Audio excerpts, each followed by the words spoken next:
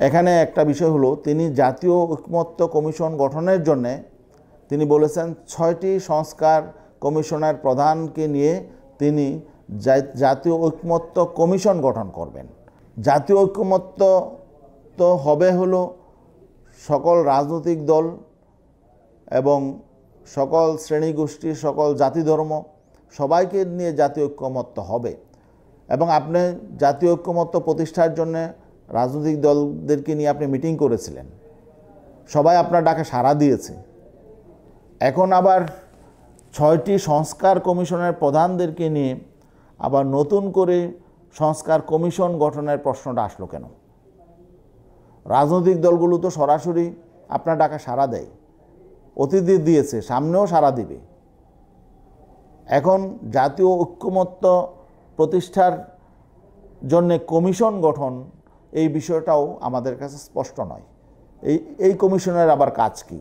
এখানে আবার একজন আপনি ভাইস চেয়ারম্যানও বললেন যে একটি সংস্কার কমিশনের প্রধান আলী রিয়াজ, তিনি আবার এখানে ভাইস চেয়ারম্যান হবেন, আপনি প্রেসিডেন্ট, এই ঐকমত্য প্রতিষ্ঠার চেয়ারম্যান। তো এটা আসলে আমাদের কাছে অস্পষ্ট। রাজনৈতিক দলগুলো তো এই সরকারকে সমর্থন দিয়েছে, বিশেষ করে ইসলামী আন্দোলন বাংলাদেশ শুরু থেকেই এই অন্তর্বর্তীকালীন সরকারকে সমর্থন দিয়ে আসছে, সহযোগিতা করে আসছে।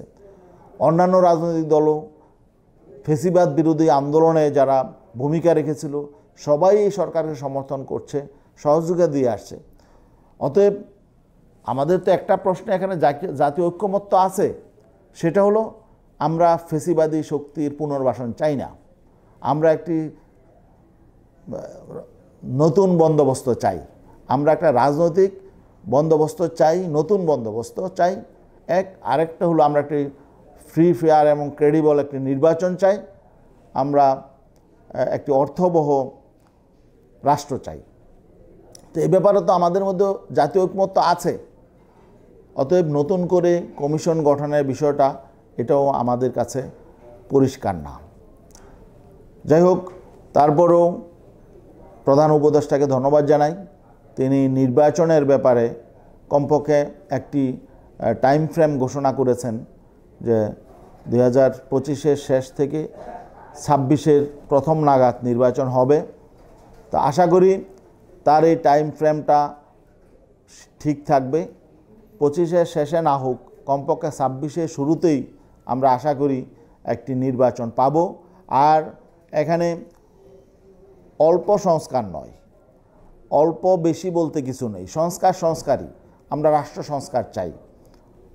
এদেশের ছাত্র যুব সমাজ, এদেশের রাজনৈতিক কর্মী রক্ত দিয়েছে, জীবন দিয়েছে এই রাষ্ট্রটাকে মেরামত করার জন্যে।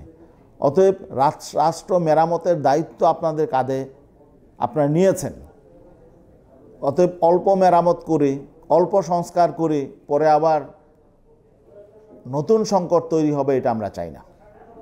আমরা বাংলাদেশের সুস্থ ধারার রাজনীতি চাই, আমরা উন্নত অর্থনীতি চাই, আমরা নতুন রাজনৈতিক ব্যবস্থাপনা চাই এবং রাষ্ট্র সংস্কার কার্যকর হোক, ফলপ্রসূ হোক এবং জনগণ তাদের অধিকার ফিরে পাক, ভোটাধিকার ফিরে পাক, আমরা প্রত্যাশা করি।